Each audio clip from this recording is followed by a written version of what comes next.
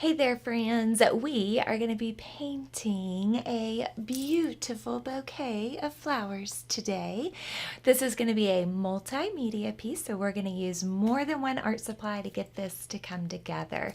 I thought this would be a beautiful project to be able to give as a gift to somebody that's special in your life. So, for examples, it could be for a birthday gift or a Mother's Day gift or Grandparents' Day. So this is a great, just a beautiful display of art that can be given, and anytime you give art to somebody, it always brightens their day. So I have some thick paper to paint on. You could paint on cardboard, cardstock, watercolor paper, just any kind of surface that's a little bit thicker. And then, of course, you'll want a pencil to draw with. That way, if there's any oopsies, you can erase. You could potentially trace your pencil lines with Sharpie. I am going to be tracing with crayon today. I'm going to kind of show you how we can do a crayon watercolor resist. And then I've made my own watercolors by mixing water and marker. These were dried up markers together. You can watch a previous video to learn how to do that. Water cut for rinsing brush, and then of course some paint brushes. So I am very excited to get this project started with you. Oh, and a napkin in case you have to dry up anything. We are going to start with the drawing part first, and then we'll go from there.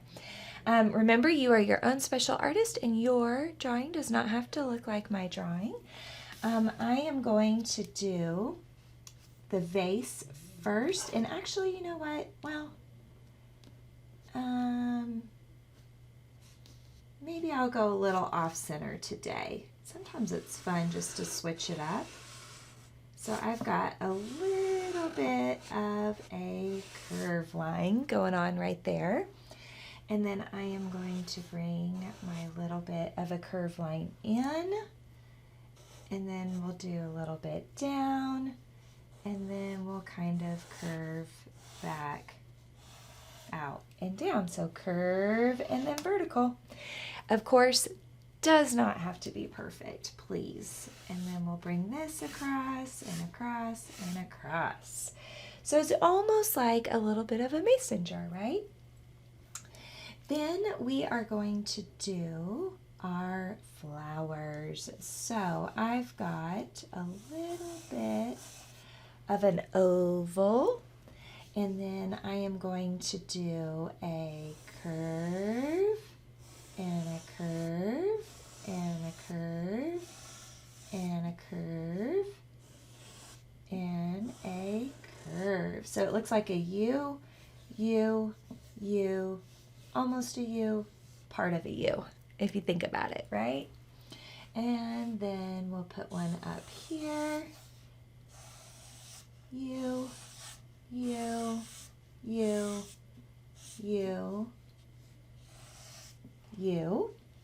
And then, of course, we need stems. There we go.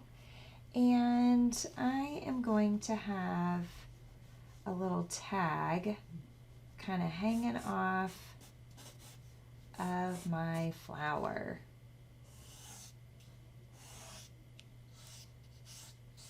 Now you guys are able to erase, so you would want to erase that line right there because our tag is not see-through. I, on the other hand, cannot erase, so learned a little trick. I can use some whiteout and dab a little bit of that on there. I always keep a full bottle of whiteout. Now, adults, this is even just a fun little project for you to be able to do. This could be for yourself. This could be for a special loved one, you know, whoever you want. I'm going to have some extra stems kind of coming out. So mine looks a little more full. Okay, that kind of thickens up here a little, and then maybe a couple of leaves in there as well. Okay, I'll put a little circle in my tag. Okay. And we'll come back and we'll put some more details and ideas in there, but this is a great start. Now you've got to think, okay, what color do I want these to be? So maybe I want to do some pink, and I am using as much muscle as I can muster with my crayon. The waxier it is, the better for this project. The waxier, the better. If you have oil pastels, those work super great for this kind of project as well, but not everybody has those at home, and I was trying to do something that we might all have at home. A lot of us have dried out markers that we can turn into paints, or you might even have watercolor paints at home. And a lot of us have crayons. So I kind of thought, well, you can't go wrong with that, right? And then we need some stems.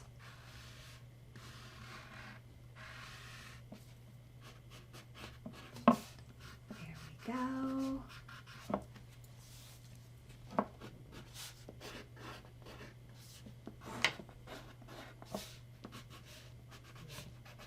There we go. All right. And how about, oh, I thought it's something I gotta do real quick. So the back of the vase, there, so it looks like it's a little three-dimensional in there, right?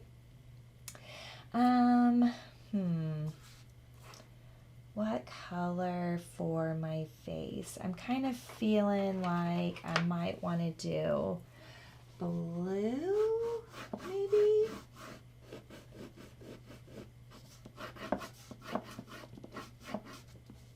There we go.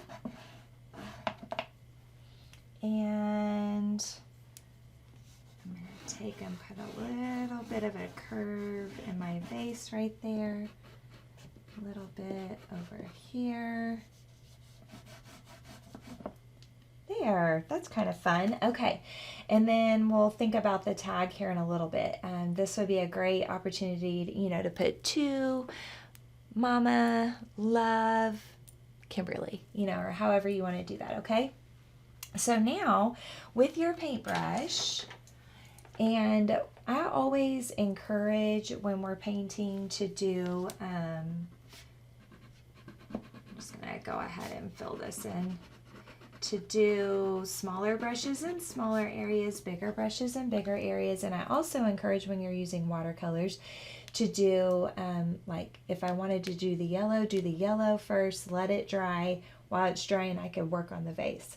Then I could go to the stems, and then I could go to the petals. And then that way, my yellow and my pink won't mix. Just an idea. I am going to take purple and put some little curly cues on these. Not sure if this kind of thing really exists, but it does in my art world, right?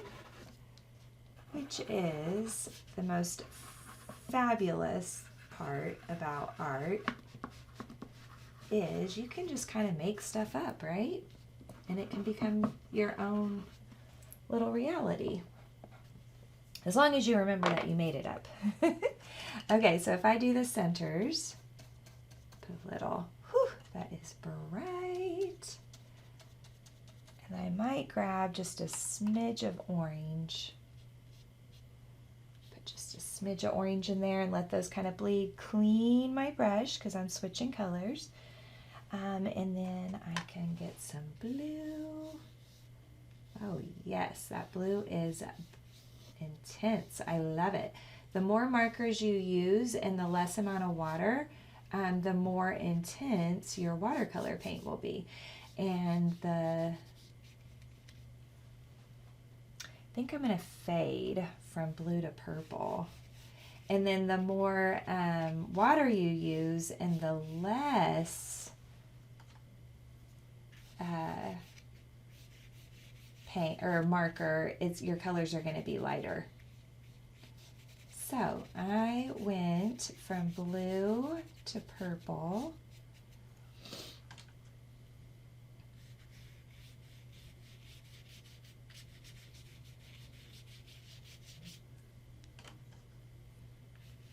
There we go.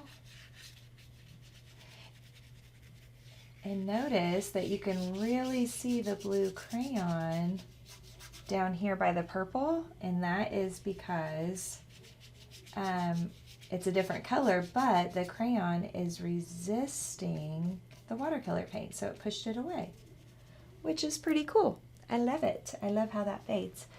I'm going to get just a little bit of purple up here and a little bit right on that edge, just to deepen it up a little. Okay, and then for my stems, remember, if it's a real small area, you would rather use a smaller brush. Bigger areas, bigger brushes. And you know, us mamas always love getting homemade gifts. Doesn't matter how old our kids are, we still love it. Anything where it seems like they put a little bit of thought and effort into their gift makes us feel super special.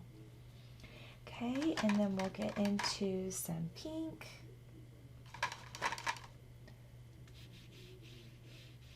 And then remember, be very careful when we get next to another color, because your colors will bleed together if you're not careful. And if you don't want that to happen, then you got to give everything a little bit of time to dry before you paint next to it.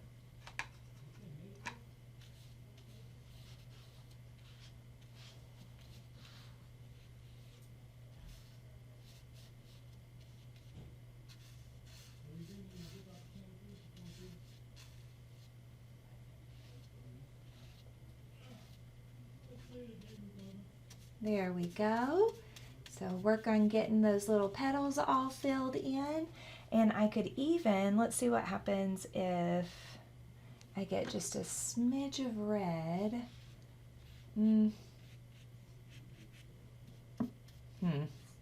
Not really noticeable, is it? It kind of is on those, I guess, because I put less pink on these petals. So you can kind of tell on that one.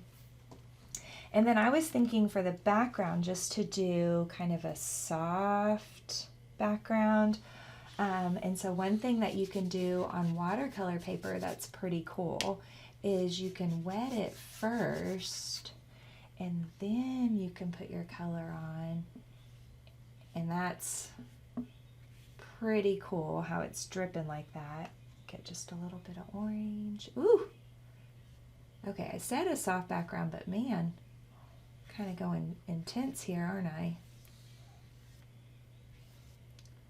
Well, oh well, it's still pretty. Oop. I'm gonna wait to put color in between the petals and stuff over here until I have a smaller brush in my hand.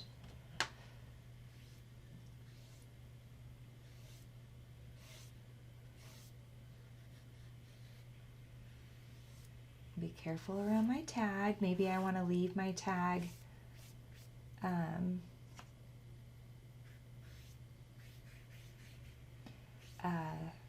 leave it white, or I might want to paint it real soft another color. Get some straight just water on top of that and kind of blend it just a smidge. There we go. So this is called wet on wet.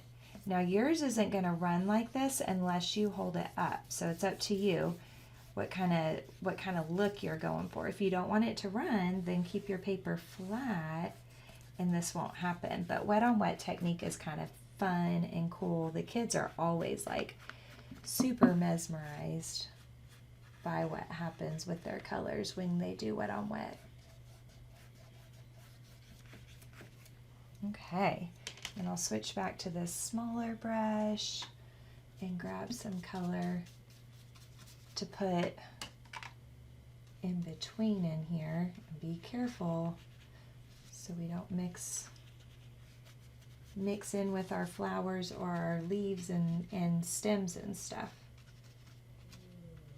There we go. We could get just a little bit of orange. There we go. All right. There.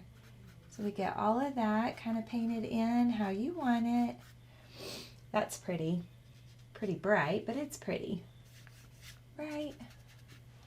And then you've got to think about who this is for and whose day are you going to brighten by giving them this. And that's what you could fill in on your tags. So I really enjoyed doing this crayon resist watercolor painting with you. Of course, you use whatever you have at home. You saw how to draw it, so now you can create it, and then you can color it in with whatever you have. I really enjoyed doing this kindness project with you. I cannot wait to do some more art, but before you leave me, make sure and do all that awesome social media stuff, like give me a thumbs up and subscribe, or like and share. We'd really appreciate it. And of course, leave some comments. We'd love to hear from you. Have a great day, guys.